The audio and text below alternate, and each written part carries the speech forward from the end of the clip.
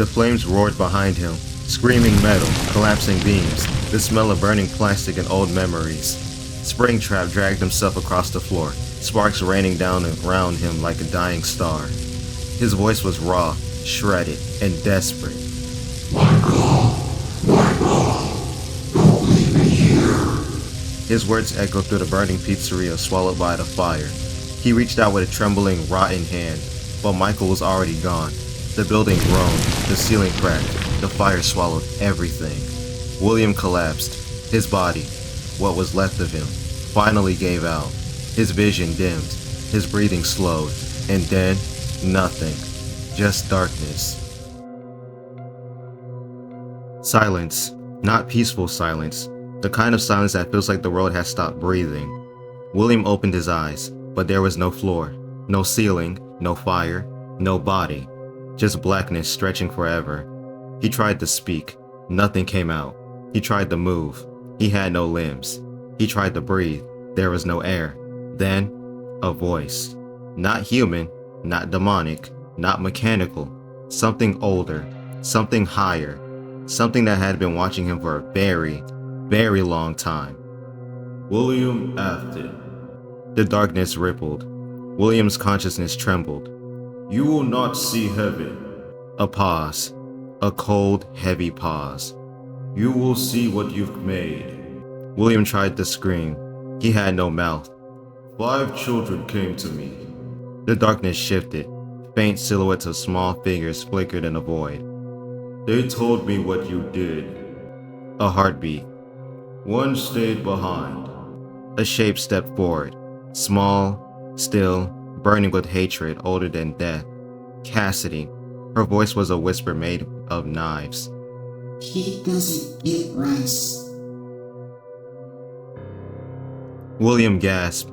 Air rushed into his lungs he shouldn't have. He fell forward onto the cold tile floor. He had a body again. He looked down. Hands. Human hands. Warm. Alive. He laughed. A broken, hysterical laugh. I'm alive. He stood up slowly. He was in the office. A desk, a fan, a monitor, a hallway stretched into darkness. A place he recognized. A place he built. But something was wrong. The air felt heavy. The lights flickered. The walls pulsed like they were breathing. He looked down at himself. He was wearing the spring Bonnie suit. But it wasn't rotten. It wasn't burnt. It was new. Pristine. Perfect. He reached for the mask. Tried to lift it off. It didn't move. He pulled harder. The metal dug into his skin. He pulled again. His skin tore. Blood dripped down his fingers. He screamed. The suit screamed with him. He clawed at the jaw. It wouldn't open. He clawed at the chest. It wouldn't budge. He clawed at the arms. They fused deeper. He realized the truth. He wasn't wearing the suit. He was the suit. A voice whispered behind him. Cassidy. You wanted to live forever. He turned. She stood in the doorway, eyes glowing gold. So now you will. The lights flickered. The office door slammed shut. The monitor turned on by itself. A timer appeared. 12 a.m. William backed away, trembling.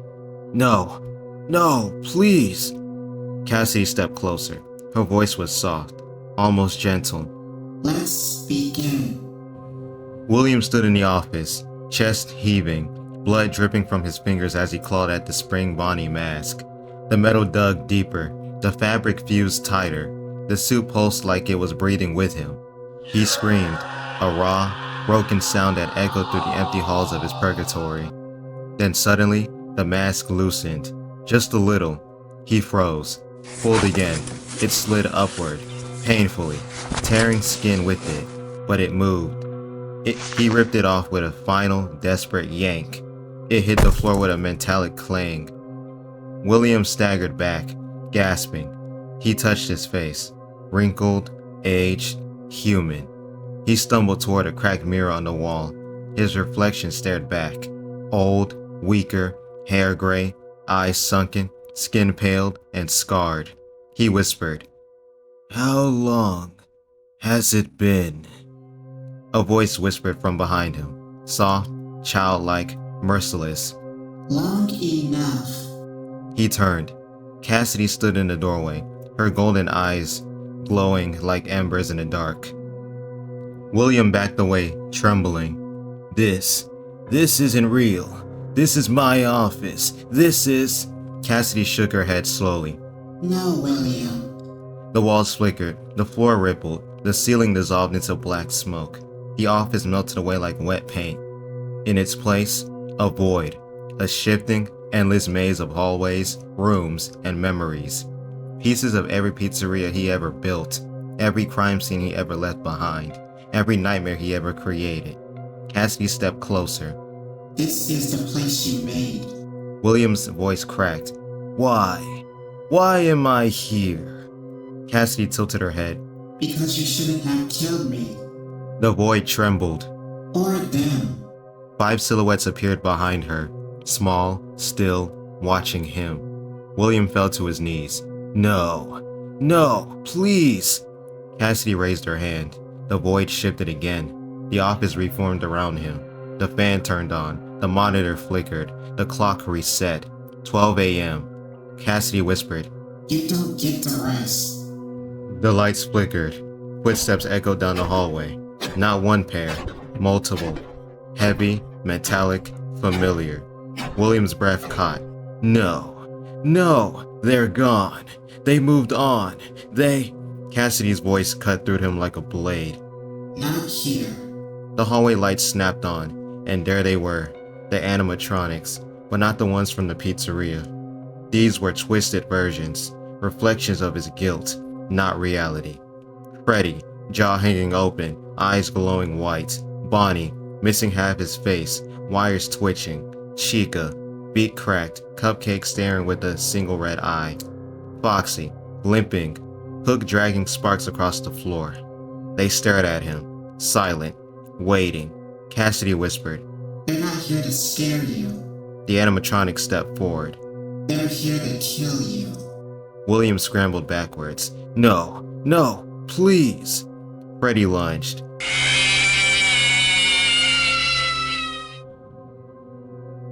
William gasped awake on the office floor. The clock read 12 a.m. He looked down. The mask was back on. The suit was fused again. His wounds were gone. Cassidy's voice echoed from everywhere and nowhere. You can't win. The animatronics roared in the distance. You can't escape. The lights flickered. You can't die. William screamed. The clock ticked. 12:01 a.m. Cassidy whispered. Night 1. William dragged himself across the floor, gasping, shaking, the suit scraping against the tiles. He needed silence. He needed space. He needed to think. The office was a trap, a loop, a cage. He crawled into the hallway, the lights flickering above him like dying stars. His voice cracked. I just needed a moment. Just a moment. He pulled himself into a quieter corner of the pizzeria, a shadowed hallway where the hum of the fan couldn't reach him. He leaned against the wall, panting. Okay. Think. Then he heard footsteps, slow, calm, familiar. William froze. A silhouette stepped out of the darkness.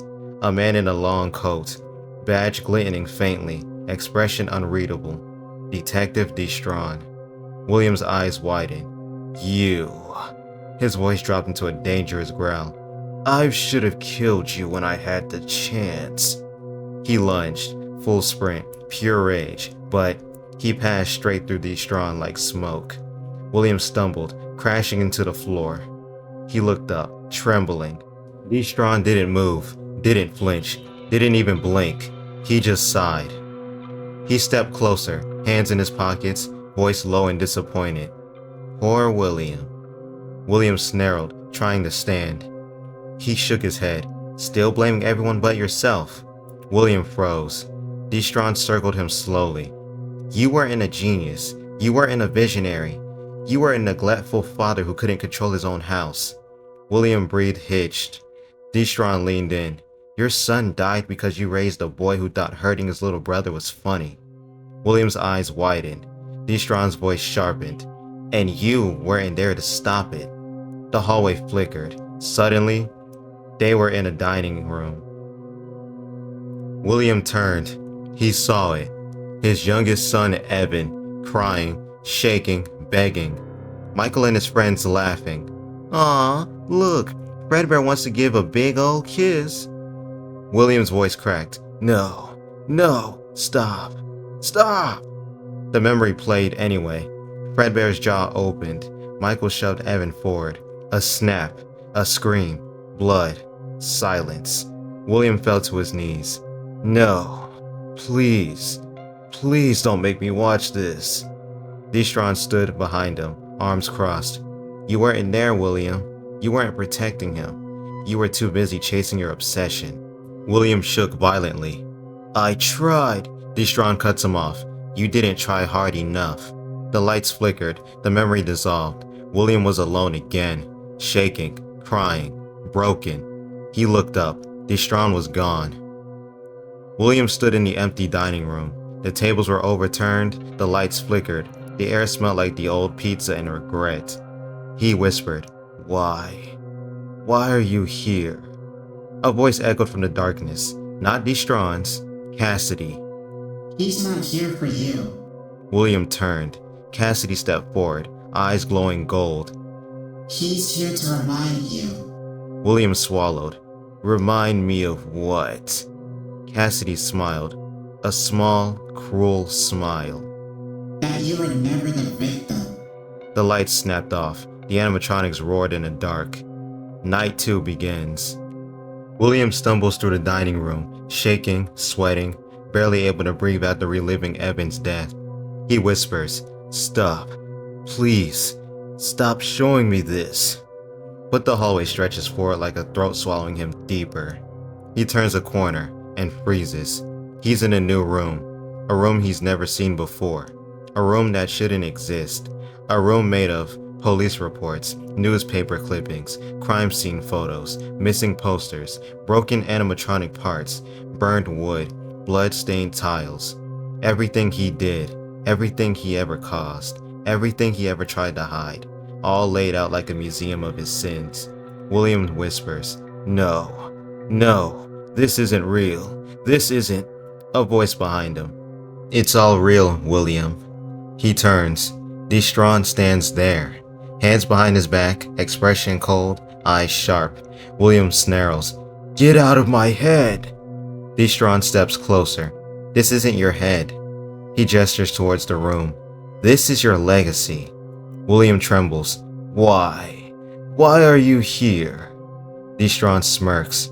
Because someone has to put you in your place.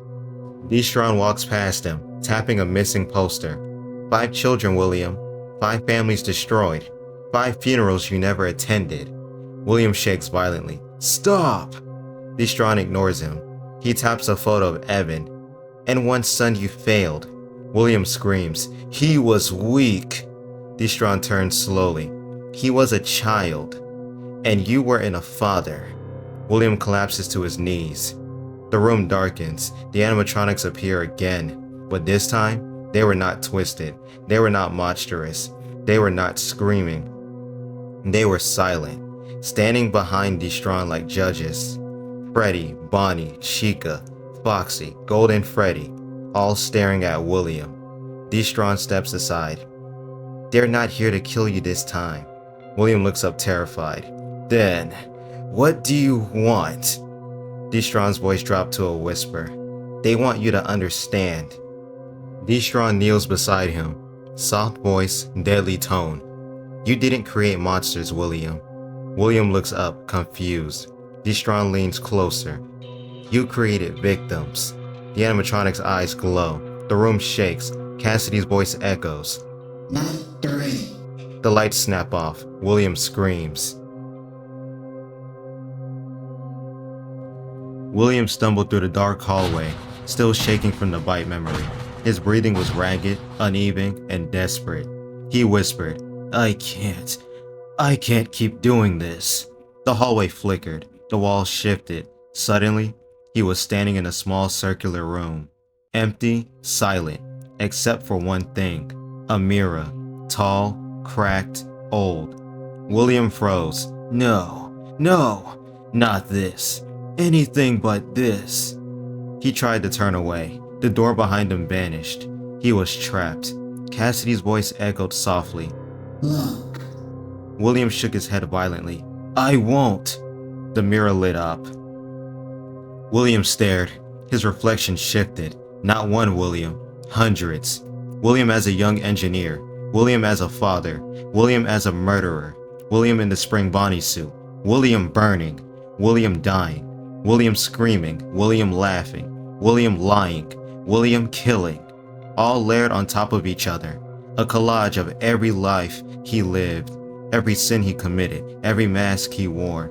William whispered, "Stop. Please, stop." The reflections spoke in unison. We are. A voice behind him. You don't get to look away. William spun around.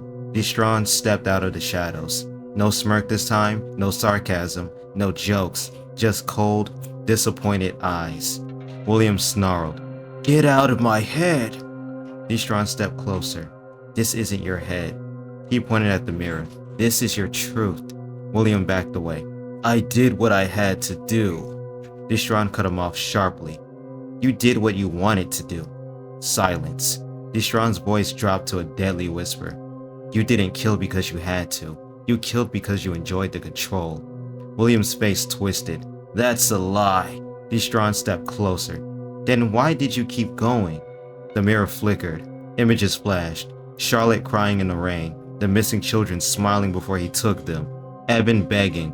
Michael laughing. Henry breaking. The puppet crawling. The fire. The screams. William fell to his knees. "Stop! Please, stop!" Destron crouched beside him. "You're not being punished, William." William looked up trembling. "Then, what is this?" Destron's voice was soft. "This is accountability." The mirror cracked. Once, twice, then shattered completely. Behind the broken glass stood the 5 children. Silent, watching, not angry, not screaming, just sad. Cassidy stepped forward. They don't hate you. William blinked. "What?" Cassidy's voice was cold. They pity you. The children turned away. The room dissolved. William was alone again, shaking, sobbing, broken. The clock appeared in front of him. 12 a.m. Cassidy whispered. Night 4. William stumbled through the hallway, still shaking, from the mirror room. His breathing was ragged, uneven. He whispered, I can't take this anymore." Then he heard it, a small voice, soft, broken, familiar. "Dad?" William froze. His blood ran cold. He turned slowly, and there he was, Evan Afton, his youngest son, standing in the hallway, not twisted, not ghostly, not monstrous, just Evan, small, scared, trembling, exactly how he looked the day he died. William's voice cracked. Evan. Evan stepped closer. His eyes were full of tears. "Where were you?" William blinked. "What?" Evan's voice rose, not angry, but hurt. "Where were you when Michael and his friends were bullying me?" William staggered back. I didn't know." Evan cut him off. "You did know." The hallway flickered. Evan's voice echoed, layered with pain. "You knew they were hurting me. You knew they were scaring me. You knew they were laughing at me." William shook violently. "I tried." Evan stepped closer. "No." His voice cracked. "You only cared about your work." William's eyes widened. Evan's voice sharpened. "You only cared about your machines, your experiments, your comparisons." William fell to his knees. "Evan, please. I'm sorry." Evan's face twisted with heartbreak. "Sorry doesn't bring me back." The hallway flickered again. Suddenly, they were standing in front of Fredbear, the exact moment before the bite. Evan looked up at William. "Where were you when they put me in his mouth?" William screamed, "Stop! Please! Stop!" Fredbear's jaw opened. Michael shoved Evan forward. A snap, a scream, silence. Evan's voice echoed through the void. "You were in there." William collapsed sobbing. Then, a small hand touched his shoulder. He froze, turned. Elizabeth Afton, his daughter, smiling softly, but her eyes were full of sadness. "Daddy?" William's breath caught. "Elizabeth, my sweet girl." She tilted her head. "Why didn't you protect me?" William's face twisted. I didn't know baby would," Elizabeth interrupted. "You built her. You made her." William trembled. "I didn't mean for it." Elizabeth stepped closer. Her voice cracked. "I looked up to you." William's heart shattered. Elizabeth whispered, "And you let me die." The hallway flickered. Suddenly, they were in front of Circus Baby. Elizabeth reached toward her. "I trusted you, Daddy." Baby's claws shot out. Elizabeth screamed. William screamed with her. The scene dissolved. William collapsed on the floor, shaking violently. Evan stood on one side, Elizabeth on the other, both staring at him. Not angry, not hateful, just disappointed. Evan whispered, "You failed us." Elizabeth whispered, "You failed everyone." The lights flickered. Cassidy's voice echoed. Night 5. William screamed. The animatronics roared in the distance. The clock reset. 12 a.m. William stumbled through the endless hallways of his purgatory, still shaking from seeing Evan and Elizabeth. His voice was barely a whisper. "Please, no more. I can't do this." The lights flickered. The air grew cold. Then, rain. He heard rain.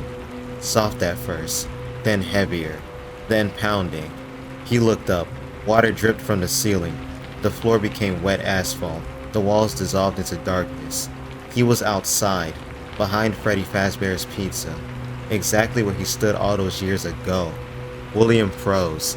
No, not here, not this place. Lightning flashed. A small figure appeared in the distance, standing alone, soaked, shivering, locked out. Charlotte Emily. Charlotte turned slowly. Her eyes weren't angry. They weren't hateful. They were disappointed. "Why did you do it?" William's breath caught. "Charlotte, I didn't mean." She stepped closer, rain dripping down her face like tears. "I was locked out." William shook violently. I was drunk. I wasn't thinking." Charlotte's voice sharpened. "You were thinking." Lightning flashed. The scene replayed behind her. Charlotte banging on the door. The bullies running away.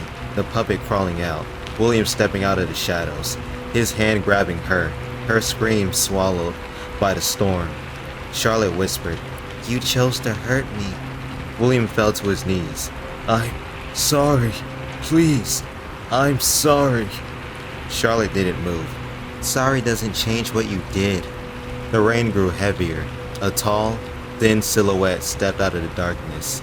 The puppet, its mask cracked, its limbs twitching, its painted tears washed away by the rain. It knelt beside Charlotte, protective, silent, watching William. Charlotte looked at William again. "You didn't just kill me." William trembled. "Please, don't." Charlotte's voice cracked. "You broke my father." William's eyes widened. The rain froze mid-air. The world went silent. A voice echoed through the darkness. Not angry, not screaming, just broken. "She was all I had." William turned. Henry Emily stood behind him. Not a ghost, not a monster, just a father. A father who lost everything. Henry whispered, "You took my daughter." William sobbed. I didn't mean it." Henry stepped closer. "You took my friend." William shook violently. I'm sorry." Henry's voice cracked. "And you took my life." The rain resumed. Charlotte stepped forward, her voice soft. "You started with me." The puppet's eyes glowed. "And now you end with us." The rain turned black. The world dissolved. William screamed. The clock appeared. 12 a.m. Cassidy whispered. Night 6. William laid on the floor of his purgatory, shaking, broken, barely able to breathe after facing Charlotte, Evan, and Elizabeth. The world around him flickered. The hallways, the rooms, the memories, all collapsing into darkness. Then a voice spoke behind him, soft, tired, final. You're not breaking because you regret your actions. William froze. He turned around. Henry Emily stood there. Not angry, not vengeful, just done. Henry stepped closer. You're breaking because your actions finally caught up to you. William shook violently. I didn't mean. Henry cut him off. You met every choice you made. And now you will spend eternity here. William's breath caught. Eternity? Henry nodded. You will never find rest. The world around them dissolved into red light. Henry's voice echoed one last time. This is your consequence. He faded away. William turned around slowly. The hallway was gone. The pizzeria was gone. The void was gone. He stood at the edge of a vast red river. The water glowed like molten blood. Thick, slow, endless. A single wooden boat floated gently at the shore. And sitting in it, a figure. Black, faceless, still. Holding a fishing rod. Casting a line into water that clearly held no fish. William whispered, What? What is this? The figure didn't answer, didn't move, didn't breathe, just fished, in silence, forever. William stepped closer. The figure finally turned its head, slowly, toward him. No face, no eyes, no mouth, just darkness. A voice echoed from everywhere and nowhere. Not loud, not angry, just ancient. Leave the demons to his demons. William stumbled back. No, please. I can change. I can. The figure cast its line again. There is nothing left to change. The river bubbled. The sky darkened. Cassidy's voice whispered behind him. This is where you stay.